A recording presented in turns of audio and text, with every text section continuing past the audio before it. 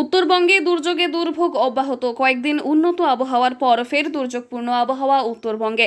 পূর্ব পশ্চিম অক্ষরেখা উত্তরবঙ্গ থেকে আসাম পর্যন্ত বিস্তৃত হওয়ায় আবহাওয়ার এমন অবনতি বলেই খবর। তিস্তা, দমোহনী এবং মেখলিগঞ্জ বাংলাদেশ বর্ডার পর্যন্ত অসংরক্ষিত এলাকায় জারি রয়েছে হলুদ সতর্কতা। আজও সকালে জলপাইগুড়ি গাজলডোবা তিস্তা ব্যারেজ থেকে প্রায় 2400 কিউমেক জল ছাড়া হয়েছে বলে central flood control room Jalpaiguri সূত্রে খবর। তিস্তার পরিস্থিতি আপাতত তো জল তো রোজই বাড়ছে। আর এছাড়া তিস্তাটা একটু দূরে, তো আমাদের এই বাঁধের কিনার থেকে একটু দূরে, যার জন্য আমরা এই কাছের লোকগুলো বাঁধের কাছে যারা আছে তারা জলটা খুব একটা বুঝতে পারে না।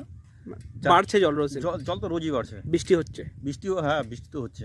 মানে একটা আতঙ্কে রয়েছেন যে যদি আতঙ্কে, নদীর পাড়ের লোক সবাই আতঙ্কি রয়েছে আর কি, কখন জল বাড়ে কখন কি হয়। আপনার নাম কি? আমার নাম নেপাল বিশ্বাস। বাড়ি পাহাড় এবং সমতল জুড়ে অঝোরে ভারী বৃষ্টিপাতের ফলে বিপদসীমার উপর দিয়েই বইছে তিস্তা সহ অন্যান্য শাখা নদীগুলির জল। জুন মাস থেকে লাগাতার প্রাকৃতিক দুর্যোগের কবলে পড়ে কার্যত বিধ্বস্ত উত্তরবঙ্গ। ফের কপালে ভাঁজ তিস্তা পার সহ অন্যান্য নদী পারের বাসিন্দাদের। কৃষি জমি জলের তলায় চলে যাওয়ায় আর্থিক ক্ষতির পাশাপাশি বিপর্যস্ত স্বাভাবিক জনজীবন। জলপাইগুড়ি জেলা জুড়ে বিক্ষিপ্তভাবে রাতভর ভারী বৃষ্টির পর সোমবার সকাল থেকেই মেঘলা আকাশ, হালকা থেকে মাঝারি বৃষ্টিপাত শুরু হয়েছে। ইতিমধ্যেই জলপাইগুড়ি জেলা শাসক শামা পারভিন জেলাবাসীদের উদ্দেশ্যে সতর্ক বার্তা জারি করেছেন। চাষাবাদ করে এমনি কাজকর্ম করি আর কি। বাড়ি কোথায় আপনার? বাড়ি এই সুকান্তনগর কলোনি, তিস্তার পাড়ে। তিস্তার পাড়ে। হ্যাঁ এই তিস্তায় জল বাড়লে কি আপনাদের চিন্তা বাড়ে? হ্যাঁ অবশ্যই, চিন্তা তো পারবেই।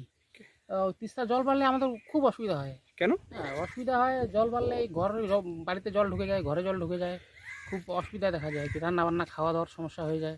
হ্যাঁ তিস্তায় কি জল বাড়ছে কি কি মনে হচ্ছে? না, একটু হালকা। তিস্তা তো কখন জল বাড়ে কখন কমে যায় মানে বলা মুশকিল। এখন বাড়ছে মনে হচ্ছে। এখন একটু বাড়বে মনে হচ্ছে, এরকম বোঝা বৃষ্টি যাচ্ছে। হচ্ছে?